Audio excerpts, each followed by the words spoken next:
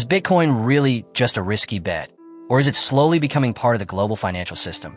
If new ways to invest and earn with Bitcoin already exist, why do most people never hear about them?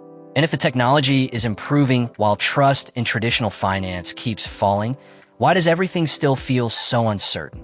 According to Jonas Nick, a deeper shift is already underway. New financial rails are being built quietly in the background, changing how money moves, how assets settle, and who actually benefits. Those who understand these changes early may gain access to opportunities that don't show up in headlines, while everyone else only notices once the system has already moved on. Hello everyone, and welcome back. This podcast summary video is based on Jonas Nick's recent appearance on the Stephan Livera podcast. This was a fascinating and eye-opening conversation that explored how Bitcoin infrastructure really works, why things like custody, privacy, and security matter far more than price, and how new financial rails are being built quietly on top of Bitcoin. The whole conversation is over an hour long, but we listened to it all and organized the most important ideas into a clear, straightforward summary, so you get the key takeaways without having to listen to the full episode. If you get value from our summaries, please like the video, subscribe to the channel, and comment your thoughts below, because that really helps the channel and keeps this content coming your way. Jonas starts by explaining the concept of whitelist wallets, which are more than just a compliance measure. They're the gateway to institutional-level investing for regular users. On platforms like Liquid, every wallet must pass strict KYC and AML checks. Once verified, a wallet is whitelist, enabling participation in tokenized securities, structured products, and Bitcoin-backed loans. This system prevents unverified wallets from transacting, but also ensures that users can maintain multiple wallets, migrate assets across networks, and engage with products in a fully compliant way. Jonas emphasizes that the design is both liberating and secure.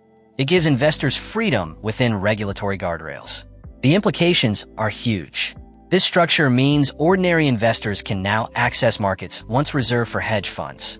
Whitelisting also allows issuers to have real-time oversight over ownership, manage regulatory requirements, and even switch service providers without losing control. Jonas points out that this architecture is quietly solving one of the biggest problems in finance: how to combine speed, compliance, and flexibility. For anyone paying attention, whitelist wallets are not just a technical detail. They're a cornerstone of the new financial system. Next, Jonas dives into the Liquid network itself, a Bitcoin Layer 2 solution that enables rapid, secure, and large-scale settlements. With nearly $5 billion in transactions already processed, Liquid allows tokenized securities, derivatives, and structured products to move quickly and efficiently. Unlike slow traditional markets, Liquid enables near-instant settlement, making global capital flows seamless and accessible for both retail and institutional investors.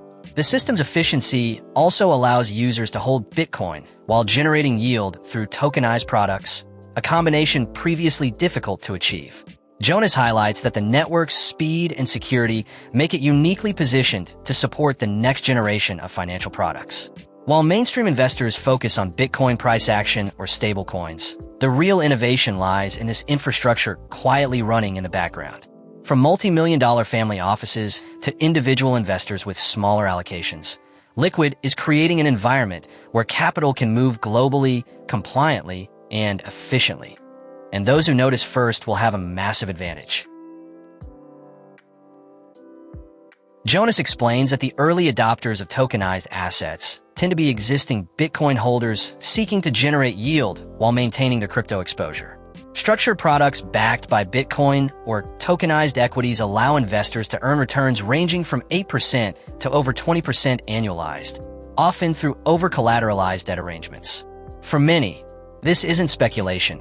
It's a way to optimize capital efficiency while staying compliant, something that previously only institutions could achieve. He also points out a behavioral insight.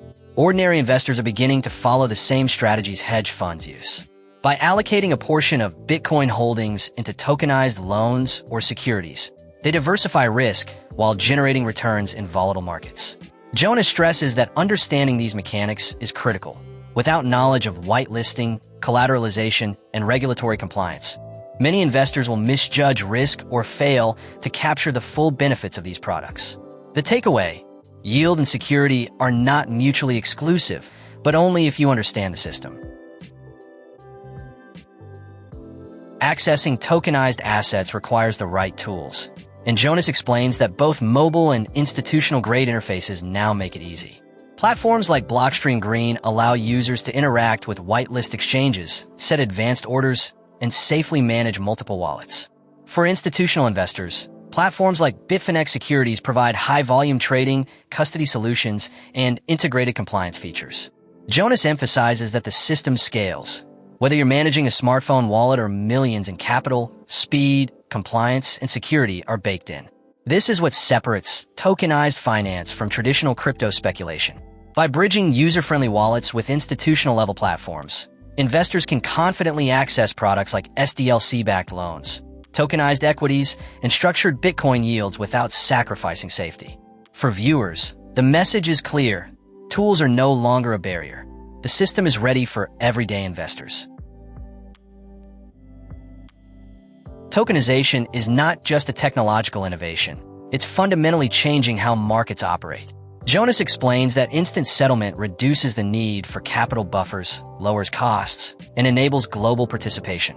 Investors anywhere can now engage in tokenized debt or equity markets in real time, bypassing traditional brokers and intermediaries. Issuers also benefit from real-time reporting and dramatically lower administrative overhead. The broader implication is a more inclusive financial system, one that combines efficiency with regulatory compliance. Jonas warns that ignoring this shift risks being left behind as liquidity, yield, and access migrate to blockchain-based solutions. For those paying attention, tokenized markets represent a once-in-a-generation opportunity to participate in global finance on an unprecedented scale. Most investors first enter this ecosystem through stablecoins, which provide a secure, liquid way to move capital instantly.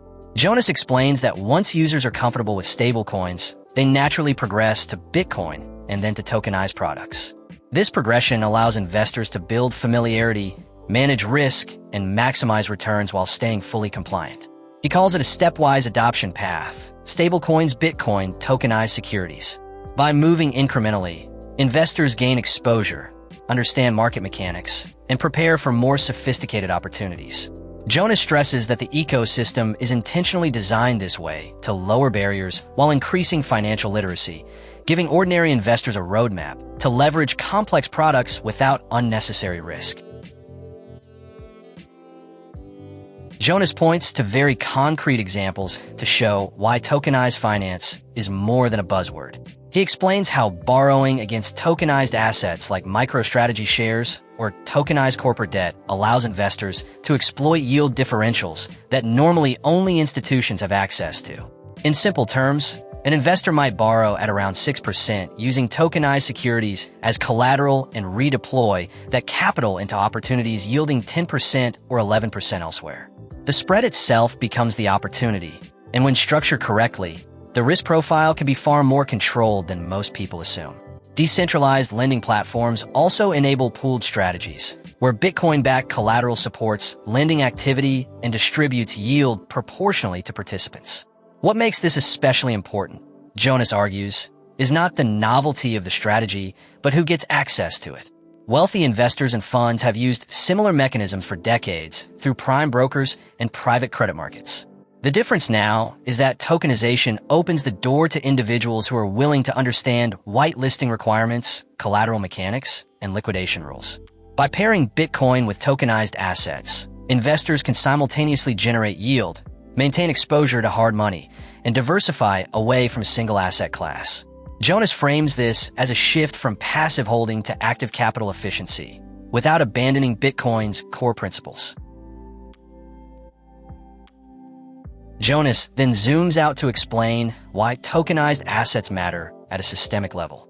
He describes tokenization as the missing bridge between traditional financial institutions and crypto-native infrastructure.